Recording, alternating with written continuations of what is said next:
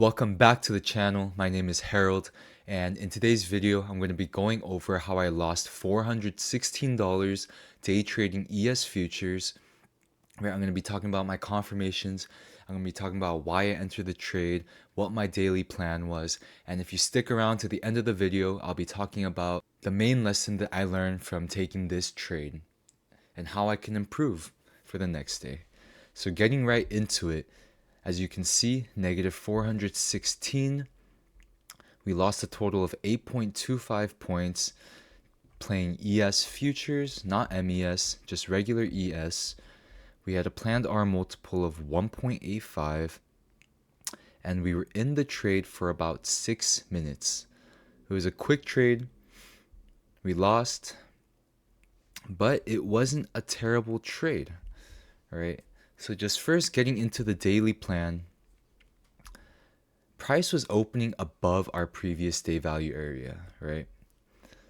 So with price opening above our previous day value area and our POCs traveling upward, this to me indicated that we were in an uptrend, or at least a short-term uptrend, and we had price opening above the previous day value area, meaning that buyers wanted to potentially explore higher prices.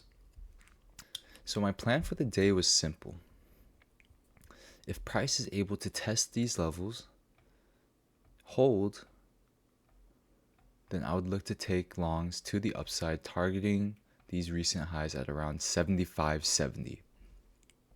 If price is unable to hold these levels and we break through with strong volume, then I would look to potentially take shorts on a retest, targeting the value area low, 75.24.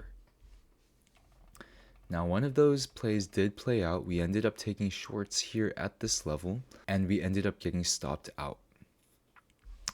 So before I get into the trade, someone asked maybe a couple weeks ago how I draw out my levels. And if we just go into my chart here, I just want to show you guys how I do it, and it's very simple. If you're not using Quantile or whatever platform you're using, I only have 4 levels drawn out. I used to use a bunch of different kinds, but this is all I use now. I use the previous day value areas, and I use the previous week value areas. So the dotted lines here are the previous day value areas, previous day value area high, previous day value area low. So once the regular trading hours are done, this volume profile that you see here is pretty much formed, right? So today, this is what formed, right? The volume profile for today's price action was this one. I would just change this to the value area low. The value area high is right here. And then whatever happens tomorrow morning, I use these levels, these 2 levels to trade off of it.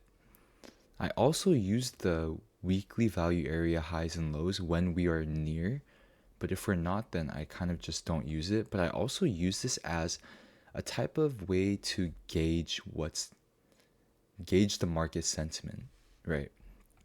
If we're really trading above it, that means that price might be wanting to explore higher prices, or that we might be overextended, who knows, right? But it's kind of my way of gauging, like if we're in an uptrend and we're trading above the previous week value area high, and we're opening above the previous day value area high, that to me is a very bullish signal. So that's kind of how I would see it. Vice versa, if we're in a downtrend, price is below the weekly value area low, and then we see like the opening price opening below the previous day value area low as well, like I would see that as a very bearish signal.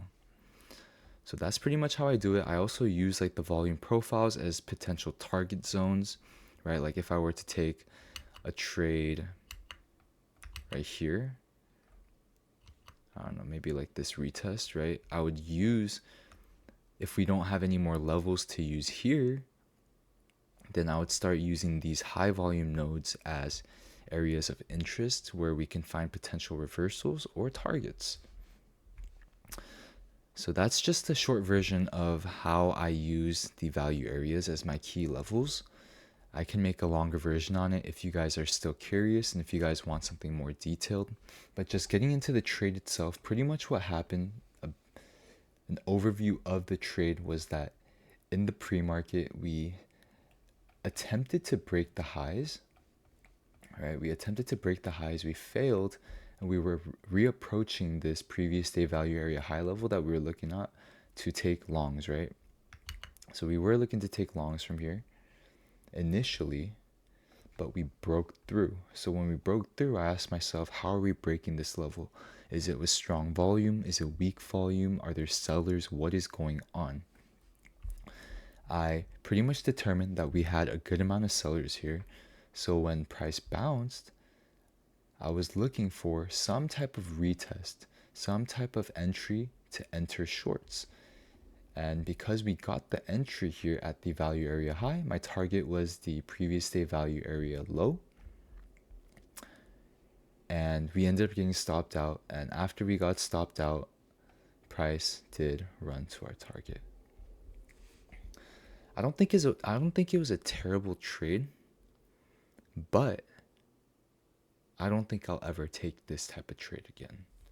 And I'll explain my reasoning for that a little bit later. But let me just get into the order flow for you guys real quick. This is where price opened. So this is the 5 minute, 2 minute on the right, 5 minute on the left. And price pretty much ended up opening below the previous day value area high.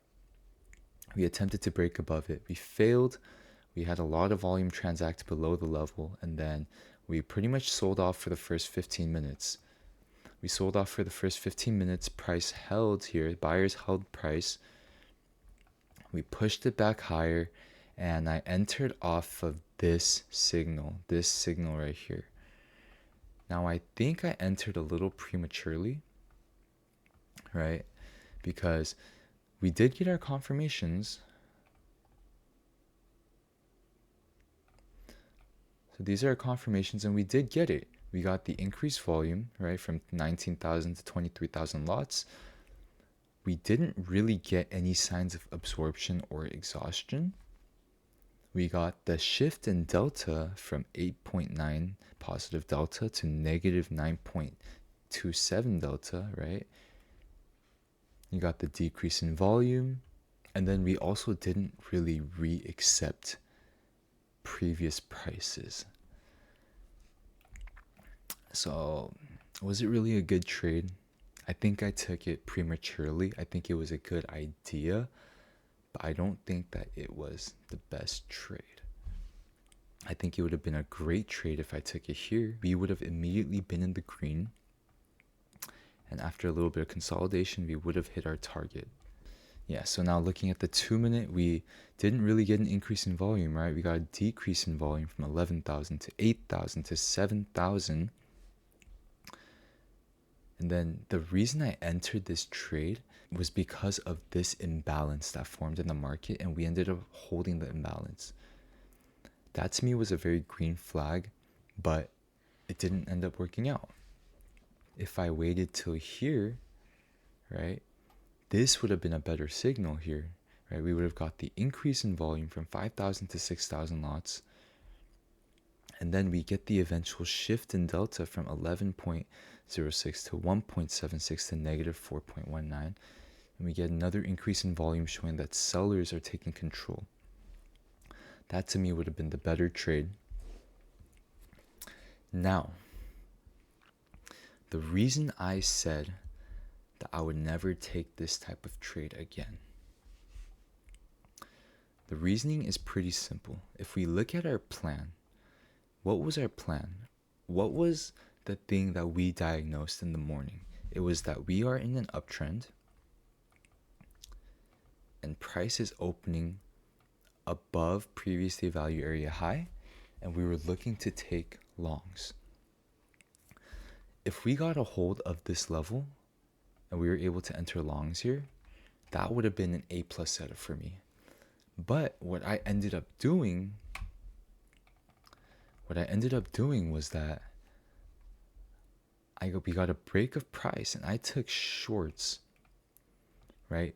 And it's not like I was getting greedy. I wasn't targeting like the weekly value area high. I wasn't targeting all these lows. I was only targeting this area right here. But from my own statistics and the things that I've learned about my stats is that I make a lot more money and I have a lot more winning days when I trade the trend, right? And as you guys know, if I just timed the trade properly, we could have won. But it's not about winning. It's not about taking every possible trade that is presented to me. It's taking the A plus setups, right? Because this short is not an A plus setup. It's a good setup, but I don't think that it's an A plus setup because we are going against the trend, right? And we never, or at least for me, I don't like being the first to start a trend, right? If we take shorts here, we're being one of the first to short the market. I would rather miss this trade, right? And if we did get that strong sell off, I'd rather miss this trade and see it build lower. And maybe the next day we have a series of downward POCs, right? Showing that now we're in a short term downtrend. That's when I can start looking to take shorts. I don't want to take shorts as the first participant doing so.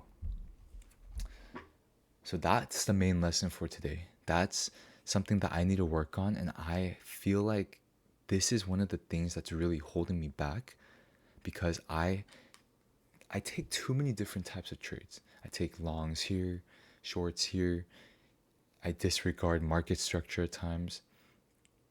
But when I put all the pieces together and I'm trading my proper confirmations off of strong market structure and I'm following the trend, I tend to make a lot of money and I tend to win a lot more trades.